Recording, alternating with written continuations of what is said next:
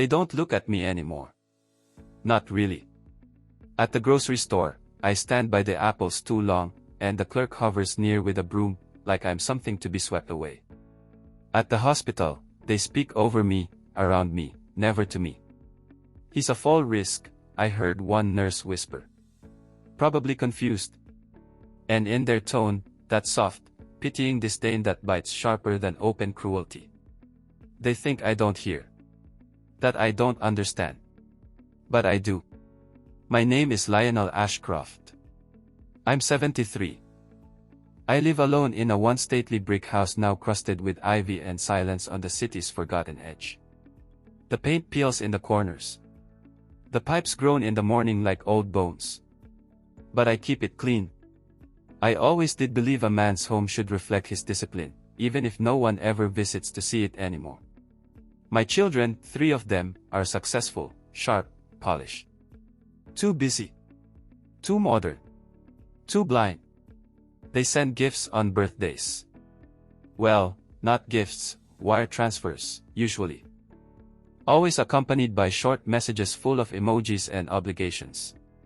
My grandchildren, well, they exist. Last month, one of them FaceTimed me by accident. I saw his face, all careless youth and brightness, just before he realized and hung up. He didn't call back. Never mentioned it. I didn't either. What would be the point? I drink my tea at the same time each morning. No sugar. I sit by the same window. I wear the same sweater, the green one, fraying at the cuffs, because it still holds shape and memory. I don't listen to the television anymore. I just keep it on mute and watch the news anchors' mouths move. The silence feels cleaner. Like the world without the noise. Some nights, I write. Just a little. My notebook is leather-bound, worn thin from years of use. Names. Dates. Moments. Observations. Not feelings, those are for poets and the young. No, I record facts. Details. Impressions. You see, I was never a sentimental man. I used to run things. Real things. People. Money. Decisions that moved cities. But now I ask 3 times before someone finally notices I'm waiting in line. This isn't loneliness. This is erasure. This is the slow disintegration of presence, the evaporation of matter, while still being cursed with breath and thought and memory. People don't just forget you. They unsee you. They wash you out of the world like a stain. And for a long time, I accepted that. I told myself it was natural, the march of age, the price of legacy. But lately, something's shifting. There's a new weight behind my silence. A cold edge beneath my stillness. The other day, I watched a young man laugh as he bumped into me with his cart and didn't say sorry. I felt it then, a flicker. Not rage. Not sadness. Something colder. Sharper. It wasn't the shove that stayed with me. It was the look in his eyes. Like I was air. They think I'm done. That I've slipped quietly into the realm of used to be. Let them. Because behind this sweater and thin skin, behind this stillness and silence, something stirs. A memory of what I used to be. A whisper of the man they forgot to fear. They think I'm invisible. Good. Let them forget. Let them mock. Let them think the lion has died in his den. But lions do not die quietly. They watch. They wait.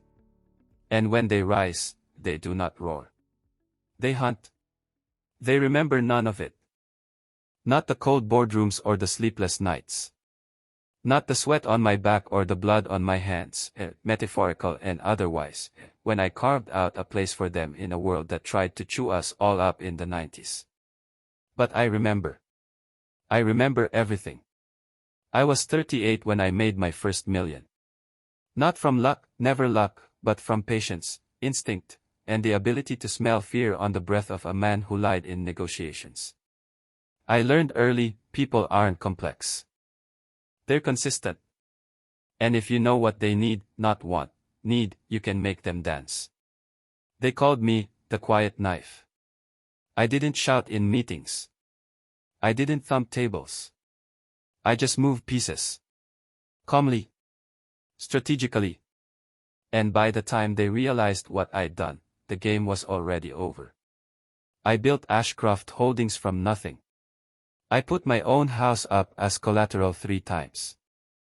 Once, when the bank said no, I sat with a Soviet-born investor in a smoke-filled basement in Brooklyn and shook hands over vodka, knowing I'd just bet my family's future on a man with a gold tooth and a loaded gun on the table.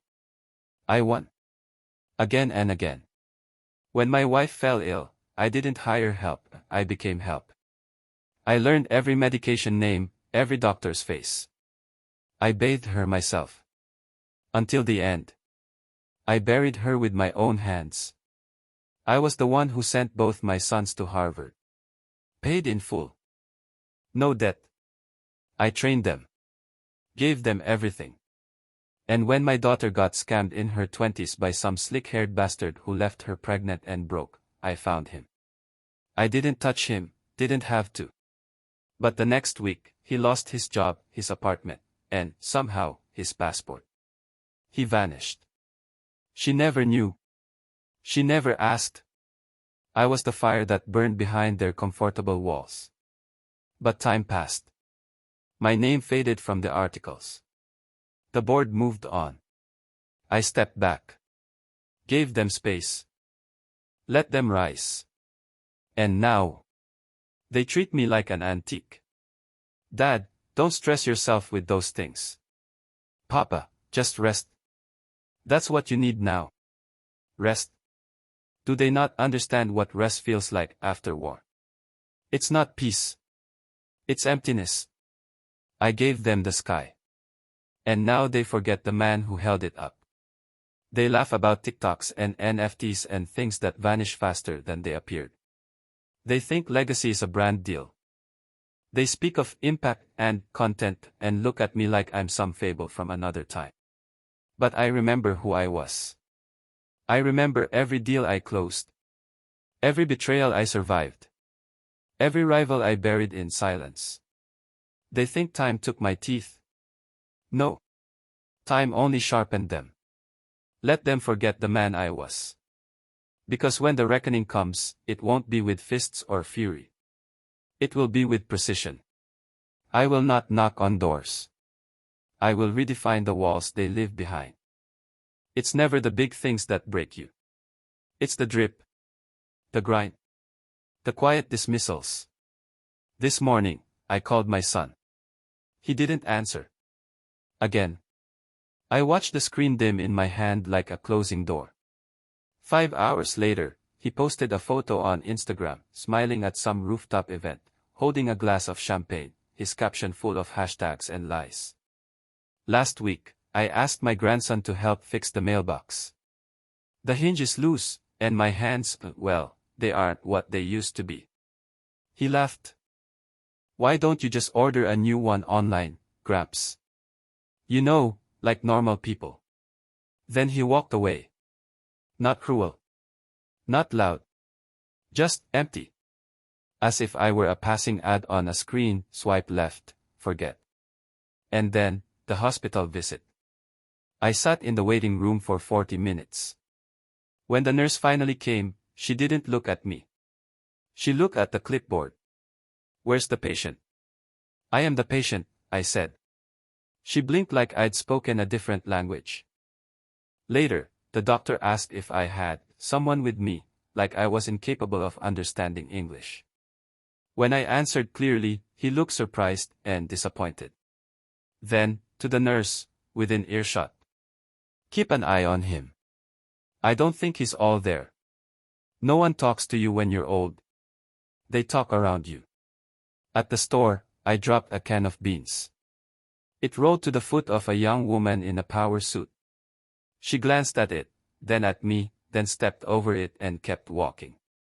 I watched her red heels click away across the tile like punctuation marks at the end of a sentence I was no longer part of. They don't hate me. They discard me. But here's the thing they forget, the thing they never knew. I'm still watching. And I'm writing. Every name. Every slight. Every smirk. I log them all in that notebook, not for nostalgia. For precision. For accountability. Every betrayal becomes a thread in a larger pattern. I don't lash out. That's what wounded men do. I am not wounded. I am calculating. And when I sleep, I don't dream. I design. This isn't about revenge. Not yet. This is observation. Collection. Data. Like in the old days, before the deal closes, before the chessboard flips, before the enemy realizes the match has already ended. They still think I'm harmless. Let them. Because pain, when recorded properly, becomes currency. And I'm about to make them all pay. It happened on a Tuesday. Funny how the days blur together, tea, window, silence, until something splits them open like a blade. I was walking back from the market. 2 small bags in hand. Nothing heavy, just soup cans, bread, and the tea I like, the one no one else remembers I drink. It was raining. Light, but cold. My right knee, the one I broke falling off scaffolding when I was 27 and still thought I was immortal, gave out without warning. The bag tore on impact. The cans scattered across the sidewalk.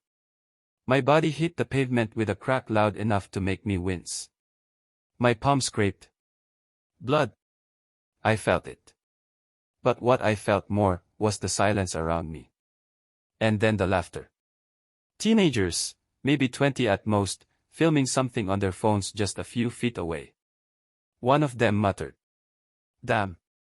Nobody needs this guy anymore." I didn't move. Not because I couldn't. Because I didn't want to, not yet. I lay there. Let the cold seep in. Let the blood mix with the rain. And in that moment, I didn't feel shame. I felt clarity.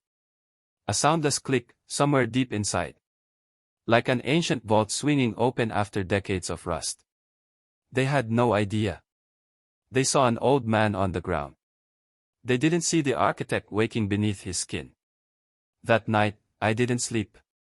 I sat by the window. The wind outside howled. Inside, everything was still, except my thoughts. At 2:34 a.m., I unlocked the safe in the study. My fingers didn't shake. Inside. A prepaid phone, powered off since 2016. A black notebook with a red ribbon. A flash drive. A list of names written in my hand, most of them crossed out. And one more item, a silver lighter engraved with initials that aren't mine. Everything I need. By 3:12, the phone was active. Signal strong. Messages back up, secure. By 4 o'clock, I had logged into systems I hadn't touched in a decade. Some were sleeping. Some were buried. All were still mine. The world forgot what I used to be. But I didn't. I didn't forget the favors owed. The secrets shared. The pressure points hidden beneath polished smiles and corporate veneers. There are people out there, powerful, visible, untouchable, who still remember what it meant to owe Lionel Ashcroft. And now, debts are being called in. I no longer walk like a man. I move like a mechanism. They will not see it coming. Because it won't be noise. It won't be violence. It will be collapse. One thread at a time. One whisper. One well-placed nudge. And all of it, orchestrated from a quiet house on the edge of a city that forgot me. Good. Let them forget. Because from the moment I hit that pavement, the lion didn't rise. The monster did. They say revenge is a dish best served cold. But they forget the elegance of silence. Not a slam of doors. Not screaming headlines. Not even a whisper of warning. No. Just consequences. It began with a message. Encrypted. Anonymous. A single line, sent to the compliance office of the bank where my eldest son is CFO. Check the audit trail from Q3 2021. There's more beneath the paper. It wasn't a lie. It wasn't blackmail. It was truth, directed with surgical precision. Within 2 weeks, the rumors started. Within 4, he was on leave. By the end of the quarter, his reputation was fractured, not destroyed, not yet, but questioned. In his world, that's worse. Next came the boy. The grandson who laughed when I asked for help. He's a rising name in sports PR, flashy. Fast-talking. Slippery. A single leak, carefully timed, about internal bias in his agency, tied to a client whose background he never vetted. I didn't fabricate it. I just gave it light. The deal he bragged about at Thanksgiving. Gone. Dropped overnight. No explanation. Just silent. The dominoes began to fall, not all at once, but with rhythm. Like rain before a flood. Their friends no longer return calls as quickly. Their inboxes feel heavier. Their mornings, uncertain. They don't know why. But I do. I'm not angry. I'm precise. I spend hours each night not watching TV, but watching them, their posts, their movements, their digital shadows. Everything leaves a trace. I've begun working through my old network. Not all doors stayed closed. Some still remember what I did for them. And while the world may not respect old age, power respects debt. And I am collecting. There are no threats. No letters. No confrontations. Only silence. And consequences. At home, the phone rings more now. I let it. Sometimes it's my daughter. Her voice is shaky. Dad, have you heard from Eric? He's not answering. I say, no. Been a quiet day. Other times it's my son, asking if I've read something online. Crazy stuff. Probably fake. I nod. Probably. They're starting to feel it, a pressure they can't name. A win from nowhere. They don't know I'm behind it. And that's the point. The old man in the green sweater, sipping tea by the window. He's just a ghost. But ghosts are hard to trace. And this one doesn't forgive. The storm didn't end with thunder. It ended with quiet. Not peace, no, peace is earned. This was recognition. A shift in the air, subtle but undeniable. Like a room where everyone suddenly smells smoke but can't find the fire. It began one evening in late autumn. The leaves outside had turned brittle, almost translucent, like memories losing color. I sat in my usual chair, drinking my usual tea, when the doorbell rang. 3 times. Not quick. Not impatient. Measured. Uncertain. When I opened the door, all 3 of my children stood on the porch. Not dressed for business. No polished smiles. No phones in hand. Just them, looking smaller than I remembered. My daughter spoke first. Dad, can we come in? I nodded. Said nothing. They entered like people stepping into a church they hadn't visited since childhood. As though the walls carried stories they'd forgotten they were part of. They didn't know what to say. For the first time in years, they were the ones choosing their words carefully. Searching my face. Looking for some signal, approval, anger, anything. My eldest son finally exhaled. We've had a rough couple of months. I waited. Silence has weight. And they felt every ounce of it. My grandson came the next day. Not alone. Not laughing. His hands trembled slightly, the hands of a man who has tasted public embarrassment for the first time. He didn't sit until I gestured to the chair. He looked at me differently now. Not as someone to mock.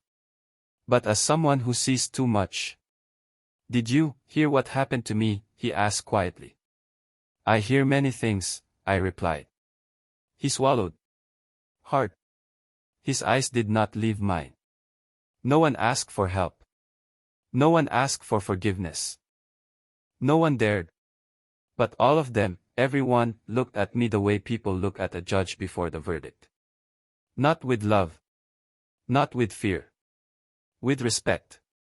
Respect born from the understanding that the world is not as random as they wanted to believe. That actions echo. That the man they thought had faded into dust still held the blueprint to their downfall. I didn't lecture them. I didn't scold them. I didn't explain.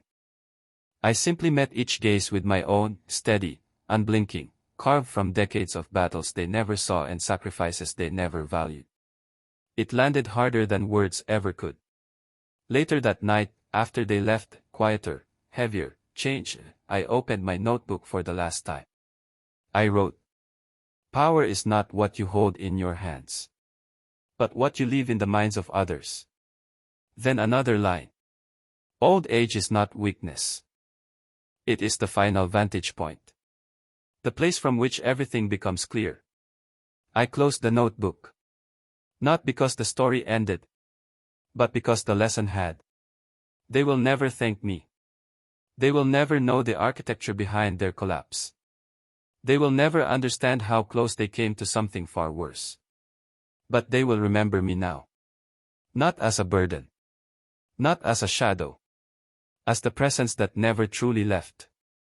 And that is enough. I sip my tea. The house is quiet. For the first time in years, the quiet feels earned. I am not forgiven. I am not furious. I am simply unignored. And that, in the end, is all the lion ever needed. Subscribe and like this video, more interesting revenge stories of elderly people coming soon.